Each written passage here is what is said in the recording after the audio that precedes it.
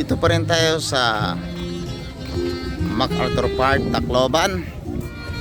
At ito yung kilalang MacArthur's Shrine. Ano? Yan yung delegado ng MacArthur.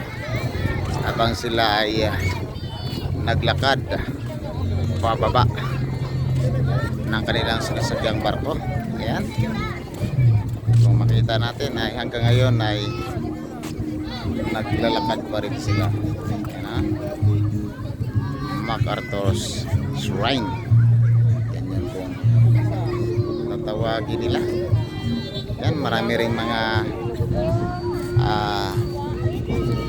turista sa sariling bansa na nagpunta dito upang magpalipas ng oras kasama ng kanilang mga kaibigan, pamilya at mga mahal sa buhay. Yan mga friendship.